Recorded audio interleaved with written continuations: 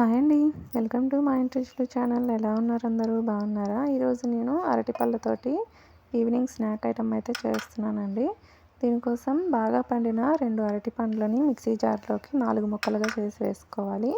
ఇందులోకి 1 కప్పు గోధుమ పిండి, 1 కప్పు బియ్యం పిండి, పావు కప్పు బెల్లం వేసుకునేసి తగినన్ని నీళ్లు పోసుకునేసి ఈ పిండి అనేది అట్టుపిండిలాగా అయితే మిక్సీ పట్టుకోవాలండి.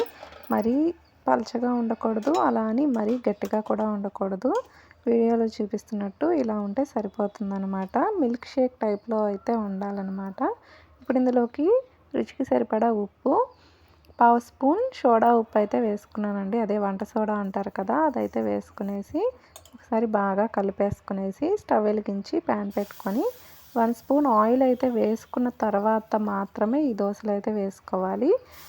మామూలుగా వేస్తే అతుక్కుపోతాయండి. 1 స్పూన్ ఆయిల్ ఫస్ట్ వేసేసుకునేసి ఆ తర్వాత పైన కొద్దిగా ఆయిల్ వేసి మూత పెట్టించేసుకునేసి మీడియం ఫ్లేమ్లో టూ సైడ్స్ కూడా చక్కగా అయితే కాల్చుకోవాలి. సూపర్ టేస్టీగా ఉండే గోధుమ బెల్లం దోశలు అయితే రెడీ అయిపోయినాయండి. చాలా టేస్టీగా ఉంటాయి. అరటిపళ్ళు తినని పిల్లలకి ఇలా కనుక ఒకసారి ట్రై చేసి పెట్టండి. అసలు అరటిపండు వేసామని కూడా వాళ్ళకి తెలియదు. బట్ చాలా సాఫ్ట్గా, చాలా టేస్టీగా ఉంటాయి. తప్పకుండా మీకు ట్రై చేయండి. మీకు చాలా బాగా నచ్చుతాయి. థ్యాంక్స్ ఫర్ వాచింగ్ అండి. ప్లీజ్ ఒక లైక్ చేయండి.